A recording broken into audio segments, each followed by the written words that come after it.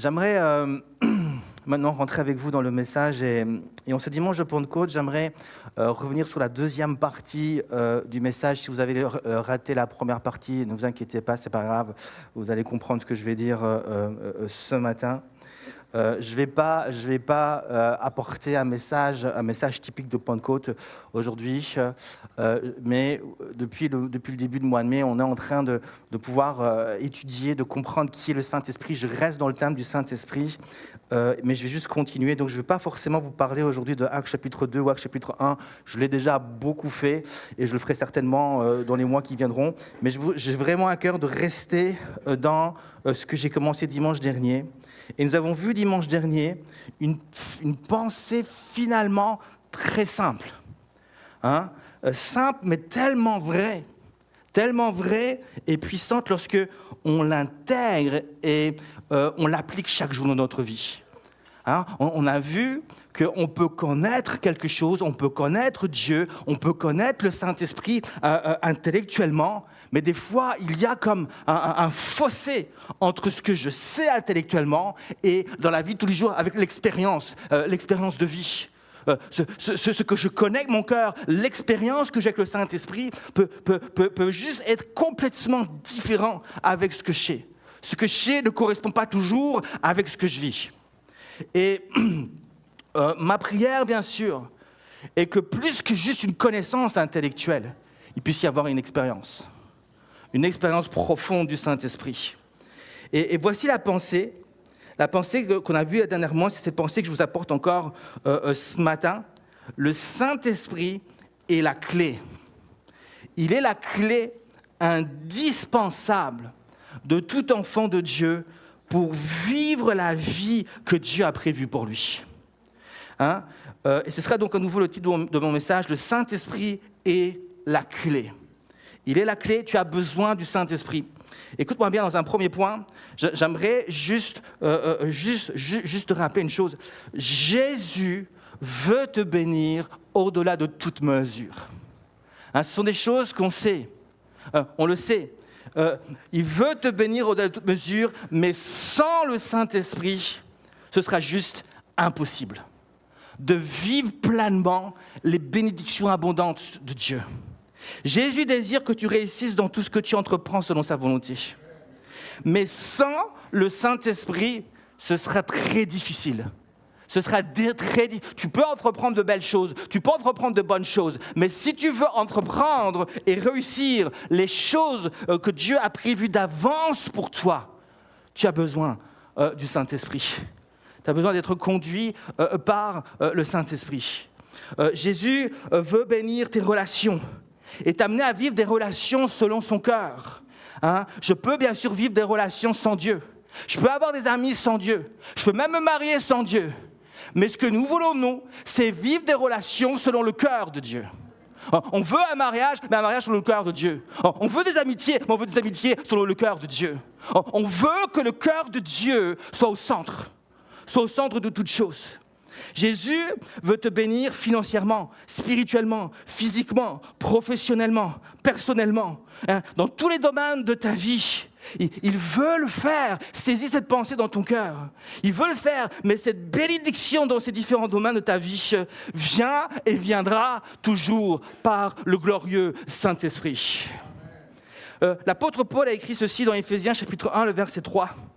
Soyez avec moi ce matin, j'ai plusieurs choses à vous dire, restez centrés sur la parole, elle peut vraiment avoir un impact dans vos vies. Éphésiens 1, verset 3. Béni soit Dieu, le Père de notre Seigneur Jésus-Christ, qui nous a bénis de toutes sortes de bénédictions spirituelles dans les lieux célestes en Christ Jésus. D'après cette parole de Dieu, en Christ, c'est-à-dire alors que je suis en relation avec Jésus, alors que j'ai accepté Jésus dans mon cœur comme Sauveur et Seigneur, alors que je vis une relation avec lui, et la Bible dit que je suis béni de toutes sortes de bénédictions spirituelles dans les lieux célestes. Selon le texte original, il est dit ceci, qu'en Christ, le Saint-Esprit peut se manifester de toutes sortes de manières dans ma vie, dans tous les domaines, afin de me faire du bien.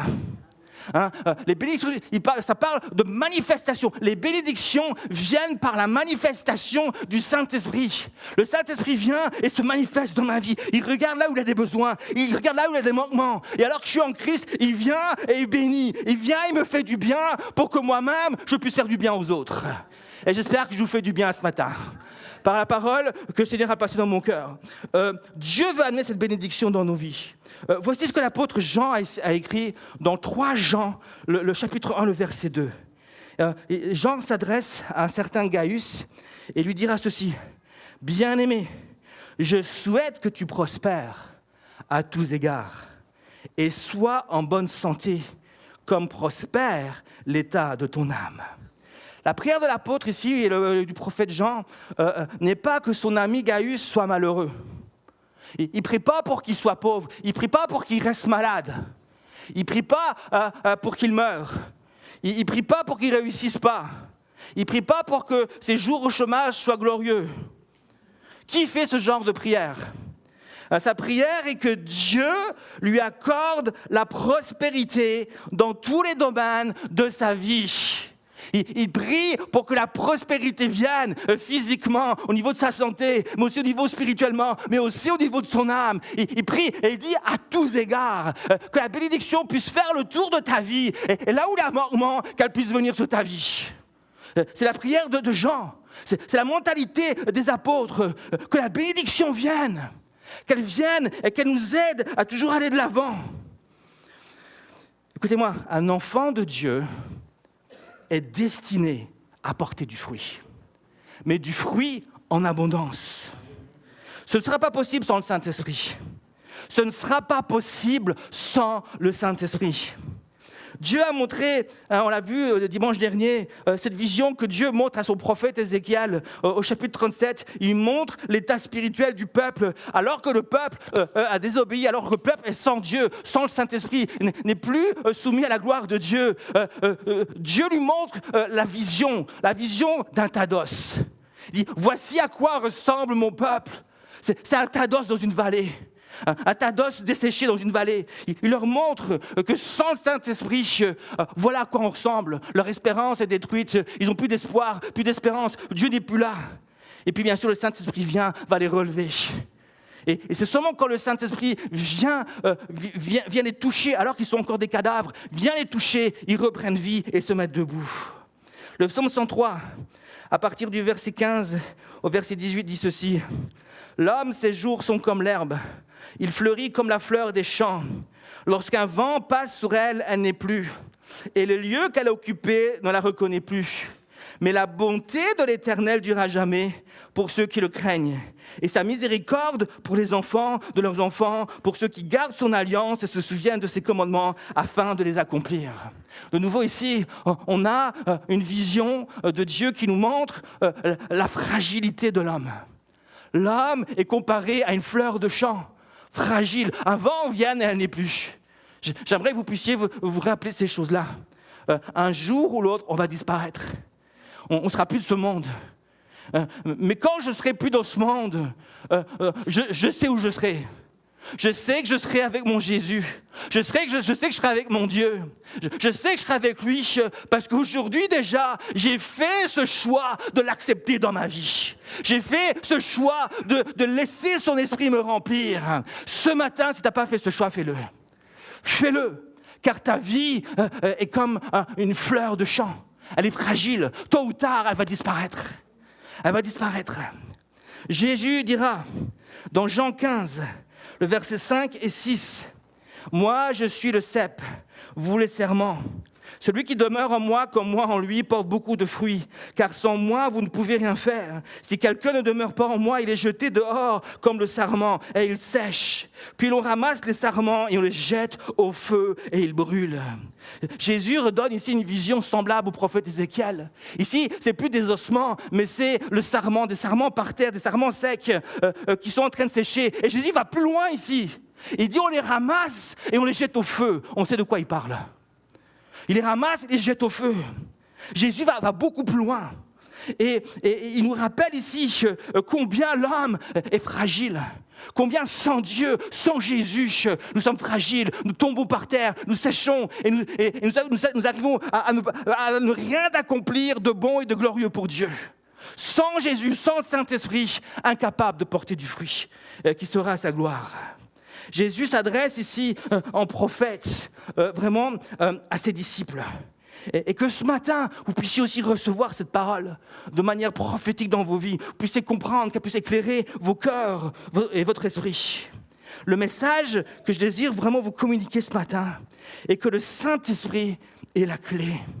Nous avons besoin de sa puissance dans notre vie. Alors, dans un deuxième point maintenant, pourquoi le Saint-Esprit est une clé indispensable? Et je propose d'aller au cœur de la révélation de Dieu pour nous ce matin. Et nous allons ensemble donc nous poser cette question. Pourquoi finalement le Saint-Esprit est-il à ce point indispensable pour que je réussisse dans tout ce que j'entreprends pour la gloire de Dieu? Pourquoi ai-je besoin de lui à ce point? Pourquoi ne pourrais-je pas me contenter d'hommes qui pourraient m'entrer? Pourquoi pas des hommes qui viendraient m'aider? Pourquoi pas un ange? Pourquoi pas un ange? J'aurais été pas mal aussi que Dieu m'envoie des anges. Pourquoi pas mes propres forces?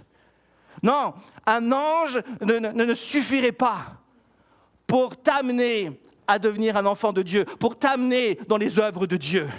Les anges sont là pour nous servir. C'est important de s'entourer d'hommes et de femmes, d'enfants de Dieu, de pasteurs, de responsables. Ils sont là pour nous aider. Mais ils ne pourront jamais t'amener ils ne pourront jamais faire dans ta vie ce que seul le Saint-Esprit est capable de faire. Ils pourront te conseiller, ils pourront te diriger, mais ils ne pourront pas changer ta vie. Ils ne pourront pas te sauver, ils ne pourront pas te guérir, ils ne pourront pas amener la délivrance, ils ne pourront pas vraiment t'emmener là où Dieu veut que tu sois. Seul le Saint-Esprit est capable de faire. Un ange ne peut pas, un homme ne peut pas, mais le Saint-Esprit peut le faire. À moins. Donc pourquoi donc à ce point il est à ce point indispensable?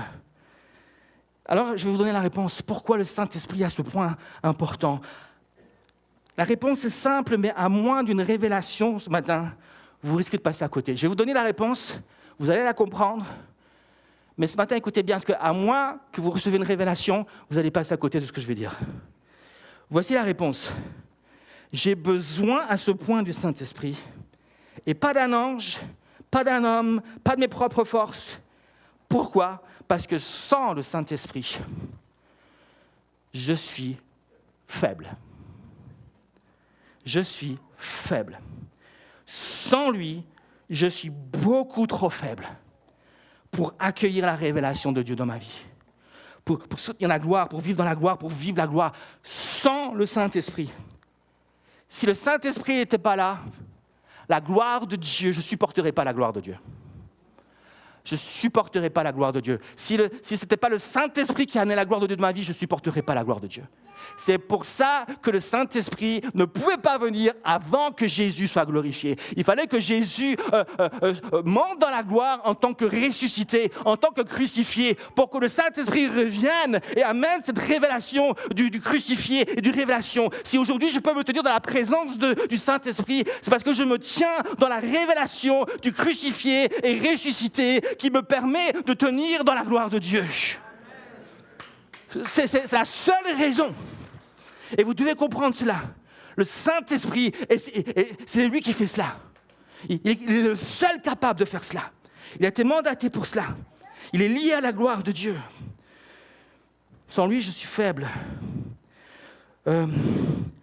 C'est ce que Jésus avait en bouche lorsqu'il dira dans Jean 14, verset 16, « Et moi, je prierai le Père, et il vous donnera un autre consolateur, allos parakletos, un autre paraclète, afin qu'il demeure éternellement avec vous. » Le Saint-Esprit est dans la bouche de Jésus, on le constate, le paraclète. C'est-à-dire, littéralement, celui qui est appelé à tenir debout à côté de nous. Il vient à côté de nous pour quoi faire? Pour nous aider à aller au bout de l'appel de Dieu sur ma vie. Il vient pour nous aider à toujours être debout devant Dieu, mais aussi devant l'ennemi. Nous aider à nous tenir debout devant les hommes avec assurance en tant que témoins de Jésus-Christ. Il est là pour nous aider à toujours être une bénédiction pour l'autre dans ce monde. Il est là pour nous aider à connaître, mais aussi à accomplir la volonté de Dieu et non pas la mienne.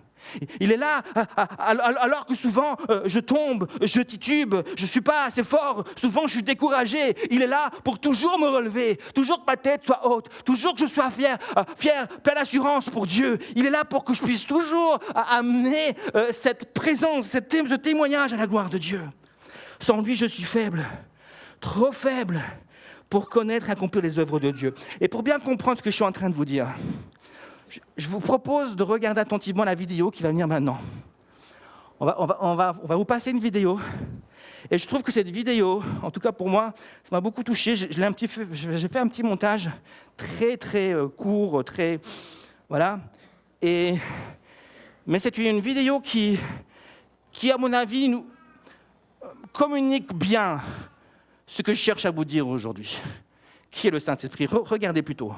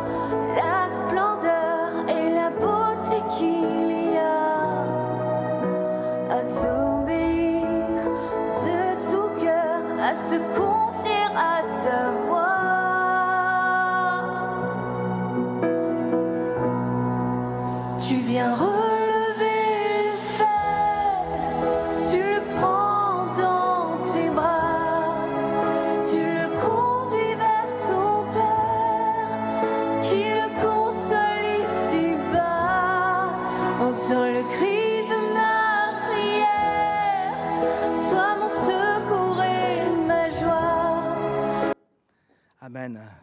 Amen. Voilà ce qui est venu faire le Saint-Esprit. Il est venu relever. Il est venu suppléer à la faiblesse de mon cœur. Alors que souvent je tombe, je titube. Il vient me relever. Il est toujours là. Il veille sur moi pour que je sois toujours debout. Il veille sur moi pour que... Il est là pour s'assurer que je vais franchir la ligne d'arrivée. Lisons ensemble dans Matthieu 26, versets 40 et 41. Et il vint vers les disciples. Donc Jésus vint vers les disciples, c'est dans le jardin de Gethsémani, vous connaissez ce passage, qu'il trouva endormi. Et il dit à Pierre, vous n'avez donc pu veiller 1 heure avec moi. Veillez et priez afin que vous ne tombiez pas dans la tentation. L'esprit est bien disposé, mais la chair est faible. Alléluia. J'ai déjà un verre d'eau, mais ça fera un double onction. Merci. Saint béni. Alléluia. Jésus enseigne ici une vérité des plus puissantes. Il enseigne à Pierre, Jacques et Jean ce que je cherche à vous enseigner ce matin. Il leur enseigne qu'ils étaient tout simplement faibles. Il leur enseigne que tant qu'ils seront sur la terre, tant qu'ils seront revêtus de cette enveloppe charnelle, ils seront marqués par la faiblesse de la chair. Il y aura toujours en eux cette faiblesse qui se manifestera d'une manière ou d'une autre et qui aura toujours pour but m'empêcher de connaître la volonté de Dieu et de l'accomplir. La faiblesse est marquée en moi, elle sera toujours là. À un moment ou à un autre, elle cherchera à se manifester. Et ici, elle se manifeste par la fatigue. Une fatigue forte, une fatigue intense. Alors, ça ne veut pas dire qu'à chaque fois que vous êtes fatigué, ça veut dire que l'ennemi cherche à vous attaquer ou c'est la chair qui cherche à vous... Non, il faut dormir des fois. Mais l'ennemi peut aussi intervenir au travers de de la fatigue. Ici, c'est ce qui se passe. Écoute-moi, c'est en général ce que tu ressens, la fatigue. Le 4e jeudi de chaque mois, quand je t'invite à prier avec moi, soudainement, tu sens une fatigue, en général vers les 18h, avant 19h la réunion. Tu sens soudainement une fatigue qui vient, qui dit « Non, je ne vais pas à la réunion de prière, je suis trop fatigué ». C'est en général ce que tu ressens, pour ceux qui viennent au cours, le mardi avant d'aller au cours. Soudainement, il y a une fatigue qui vient. Non, je suis trop fatigué, je suis trop découragé, je ne vais pas aller au cours. C'est souvent ce que tu ressens peut-être le vendredi soir avant de venir au culte du dynamisme. Ou encore même le dimanche matin. Non, je suis trop fatigué, je n'ai pas envie d'y aller. C'est ce genre de fatigue-là qui vient pour t'empêcher de venir là où Dieu sait, et l'ennemi sait aussi, où tu peux être béni, où tu seras béni. Tu es soudainement fatigué, agacé, ennuyé. Ta faiblesse est en train de se manifester en réaction à la volonté de Dieu et à la bénédiction qui en découle, mais toi, tu ne le sais pas. Mais la faiblesse, elle le sait très bien. Jésus nous enseigne cette vérité. Il dit « Pierre, Jacques, Jean, vous êtes faibles. » Mais aujourd'hui, ce n'est plus à Pierre, Jacques, Jean qui s'adresse. C'est à Michel, c'est à toi, c'est à moi. Il cite votre nom, il dit Pierre, il dit Michel, il dit chacun de votre nom. Vous êtes faibles. Vous êtes faibles. Et cette faiblesse, elle est là. Elle attend. Alors que tu te mets en route pour accomplir la volonté de Dieu, elle attend pour se manifester. Quelle est donc la solution ? Jésus donne la solution. Il dira « Veillez et priez ». Il dit « Veillez et priez afin de ne pas tomber en tentation, car l'esprit est bien disposé, mais la chair est faible. » Que veut dire veiller et prier ici ? Ça signifie, je paraphrase, ne soyez pas simplement bien disposés à faire la volonté de Dieu, mais choisissez en votre cœur fermement de garder vos pensées continuellement centrées sur la parole envers laquelle vous vous êtes engagé. Si vous ne faites pas cela, vous ne tiendrez pas sur le long terme. Car la faiblesse de la chair finira par l'emporter sur vos bonnes résolutions, vos bonnes dispositions à faire la volonté de Dieu. Et cela nous montre qu'il y a un véritable combat spirituel. Accomplir la volonté de Dieu, ça demande un combat. Un combat. Il y a la fatigue, il y a d'autres choses, il y a l'incrédulité, il y a la colère, il y a la tristesse qui vient soudainement, il y a toutes sortes de choses qui viennent. Ça demande un combat, une résistance, une décision. Ça demande de nous faire violence parfois et de dire je veux, la Bible dit ce sont les violents qui s'emparent du royaume de Dieu. Il faut que je fasse violence. Et c'est là que la bénédiction va venir. Jésus nous enseigne par ses paroles qu'accomplir la volonté de Dieu et devenir une bénédiction pour l'autre ne sera pas sans un combat spirituel. À cause de cela, vous avez besoin du Saint-Esprit et de sa parole. Nous avons besoin d'un paraclète qui sera capable de nous mettre debout lorsque on lui ouvrira notre cœur grand ouvert. Il nous saisira la main et il nous mettra debout, il nous tiendra debout, il nous accompagnera. Écoutez-moi, et je termine avec ce 3e point. Lorsque nous comprenons cette faiblesse, lorsque nous comprenons que nous sommes tous marqués vraiment au plus profond de notre chair, nous sommes marqués par cette faiblesse, nous commençons à comprendre pourquoi souvent servir Dieu et obéir à sa parole peut devenir quelque chose de très compliqué pour certains. Un jour, on rencontrait Jésus, c'était magnifique.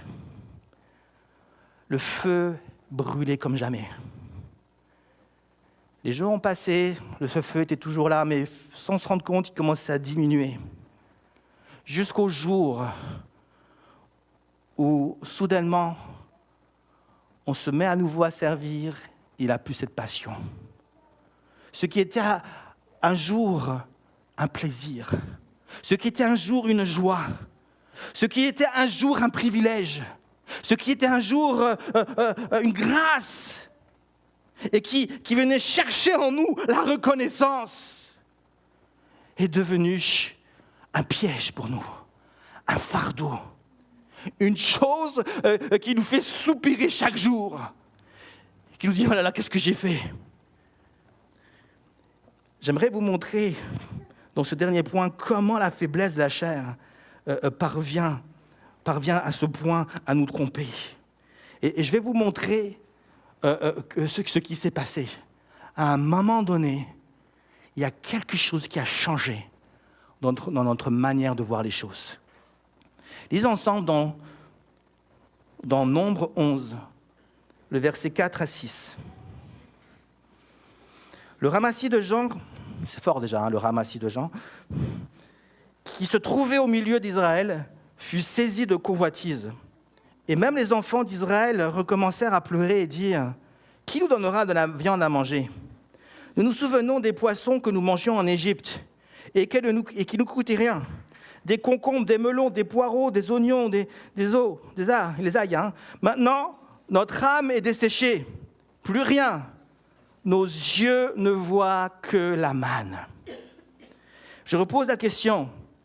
Pourquoi servir Dieu, obéir à sa parole est pour beaucoup d'enfants de Dieu vécu tôt ou tard comme un fardeau trop lourd à porter? Pourquoi souvent lire la Bible alors qu'à un moment donné c'était un plaisir est devenu, c'est comme si j'avais un gros bout de béton dans ma main. C'est tellement lourd, j'y arrive pas. Alors que pour un télécommande, j'appuie, c'est très facile. Non.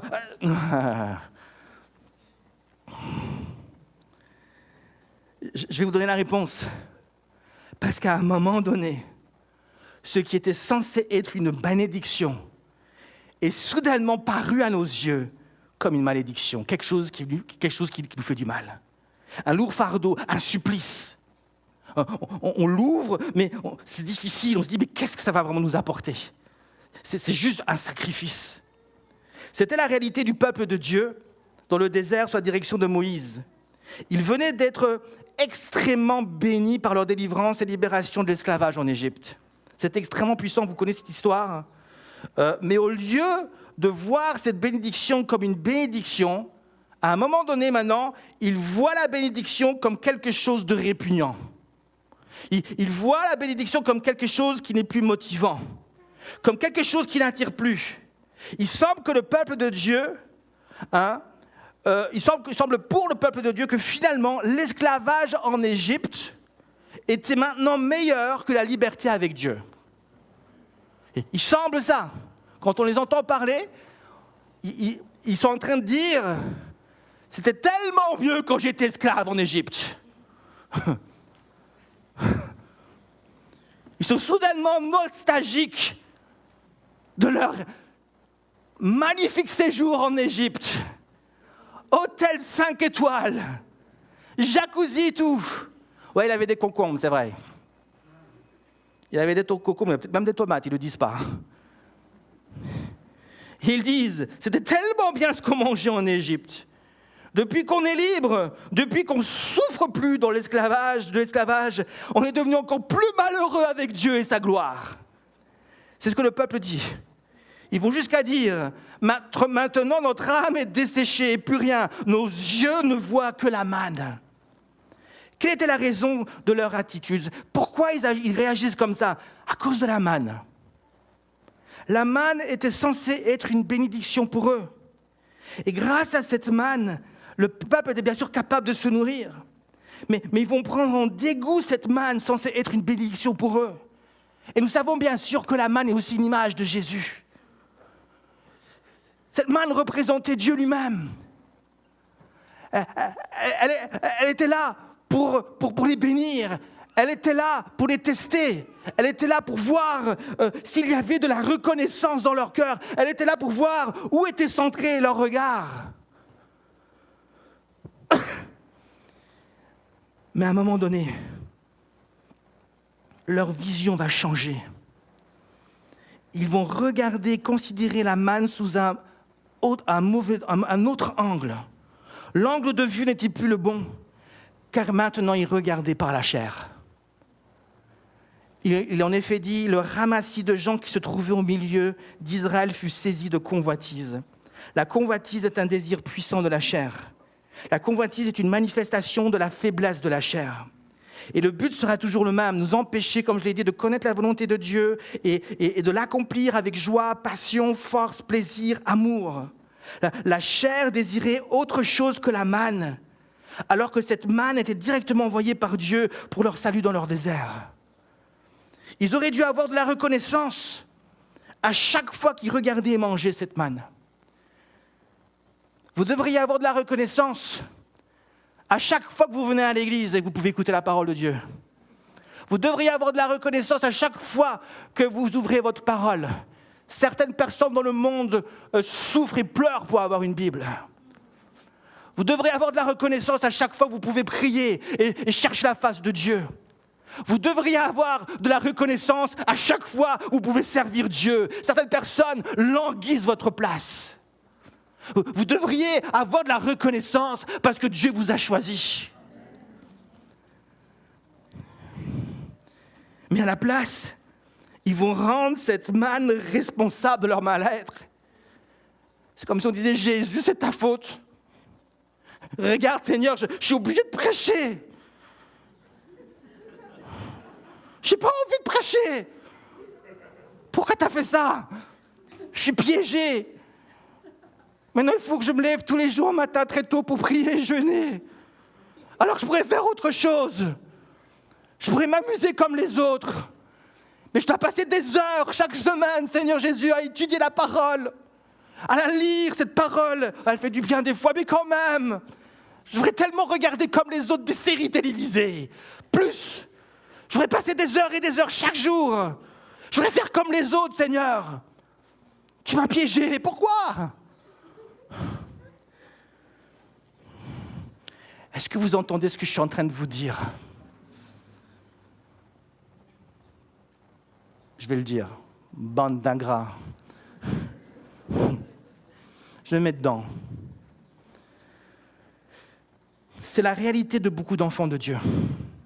Beaucoup d'enfants de Dieu ne s'engagent pas ou le font avec beaucoup de soupirs et de supplices parce qu'ils ont une vision charnelle. Peuple de Dieu, es-tu charnel ou es-tu rempli de l'esprit?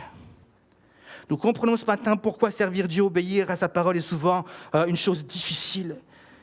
Mais parce que notre vision de Jésus et donc du Saint-Esprit finit par changer. Après quelques jours de marche dans le désert de ce monde, Jésus n'est plus autant merveilleux. Jésus n'est plus le merveilleux libérateur, le merveilleux sauveur et Seigneur. Il devient soudainement celui qui a volé notre liberté du passé. Et le Saint-Esprit, par conséquent, n'est plus le merveilleux paraclète, mais celui que Jésus a envoyé pour s'assurer que je vais souffrir.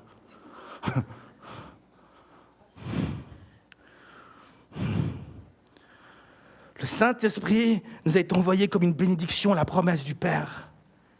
Mais il devient rapidement celui qui nous pousse à faire des sacrifices que je n'ai plus envie de faire. Pourquoi? Car nous avons choisi de nous tenir du mauvais côté. Et notre angle de vision a forcément changé.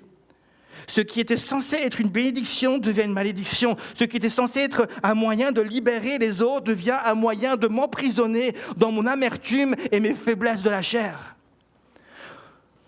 Nous croyons qu'en obéissant à la parole de Dieu, nous serons fatigués. Écoutez-moi, peuple de Dieu. J'ai constaté que l'Église ne sait plus comment se renouveler dans l'esprit. Elle ne sait plus comment se renouveler dans l'esprit. J'aimerais vous dire qu'obéir à sa parole fait partie du renouvellement spirituel. Nous croyons que parce que nous allons obéir, on va se fatiguer. Ne nous fatiguons pas parce que nous obéissons, nous nous fatiguons parce que nous le faisons avec un cœur qui n'est pas droit devant Dieu. Nous le faisons parce que nous râlons. Nous obéissons en grognant, nous obéissons en résistant à Dieu. Mais si on lâchait notre cœur et on obéissait de tout notre cœur, Dieu pourrait agir et rendre notre tâche beaucoup plus facile et allégée. Mais nous empêchons Dieu d'alléger notre service parce que nous lui résistons et nous râlons sans cesse. Alors que nous devrions sans cesse le servir avec reconnaissance et vivre le miracle de Dieu. Et Dieu nous donnerait la force de le servir chaque jour avec le même entrain et la même passion. J'arrive à la fin. Peut-être. J'arrive à la fin. La chair nous présente les choses de ce monde comme de bonnes choses à manger, comme des bonnes choses à vivre. Nous observons les autres et nous convoitons ce qu'ils ont. Nous nous disons, mais pourquoi je sers Dieu, Comme je l'ai dit, je suis piégé. Je n'ai plus de temps pour moi-même. Je n'ai plus de temps pour la vie de famille. Je n'ai plus de temps pour ceci ou pour cela.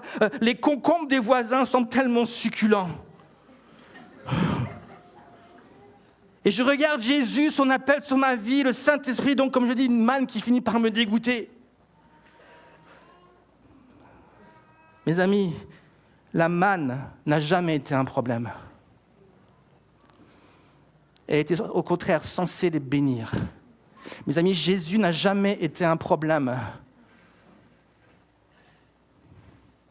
Comment peux-tu servir ton Dieu et croire qu'il est un problème?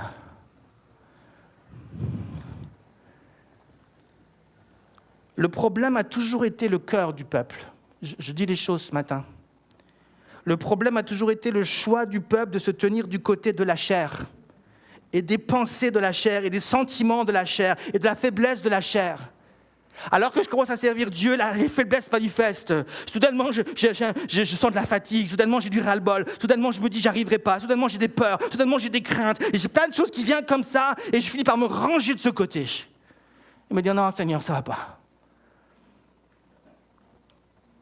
Apprenons, j'ai déjà prêché ce message, à être reconnaissant. Être reconnaissant. La louange est puissante. Elle est puissante quand tu le fais avec un cœur qui est reconnaissant. Chanter des chants ne suffit pas. Elle est puissante quand tu le fais avec un cœur qui est réellement reconnaissant. Ce matin, alors que je termine, c'est la vérité, nous voulons nous placer du côté de l'Esprit, Amen.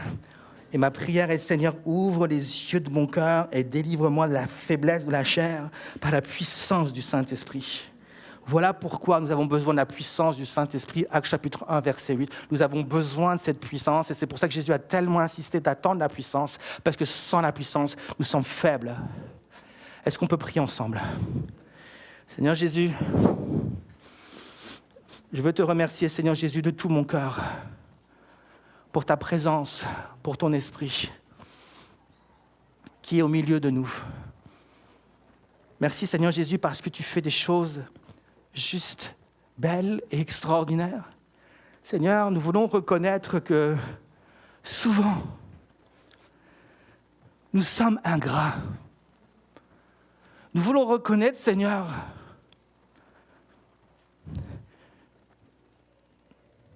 que nous avons et que nous perdons souvent notre premier amour.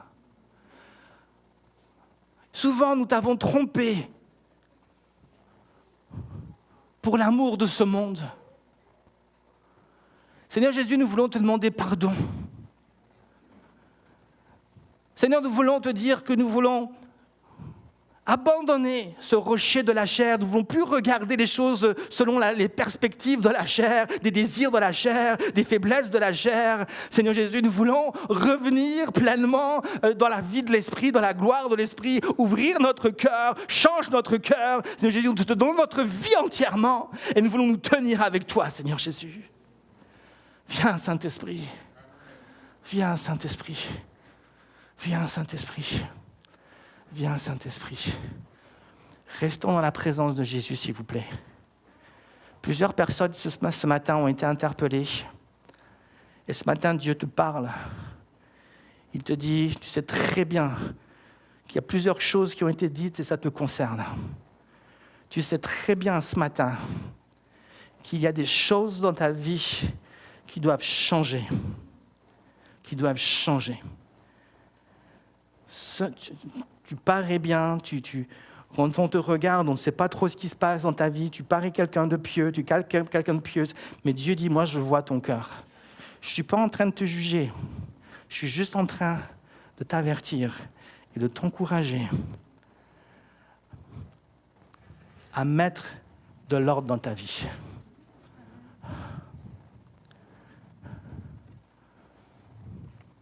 Alléluia Jésus. Le Seigneur voudrait parler aussi à la jeunesse. Il voudrait vous encourager à être ferme pour lui. Soyez une génération de jeunes qui n'a pas honte de Jésus. Soyez une génération de jeunes bouillants pour Jésus. N'ayez pas peur de défendre votre foi lorsque vous êtes appelé à le faire. N'ayez pas peur de marcher pour Jésus fièrement. Beaucoup trop de jeunes qui ne sont pas avec Jésus n'ont pas honte d'annoncer qu'ils sont dans le péché, qu'ils font toutes sortes de choses bizarres. Ils vont dans la rue, ils vont manifester, ils vont crier. Et toi, tu as peur. N'aie pas peur. Sois fier d'appartenir à Jésus.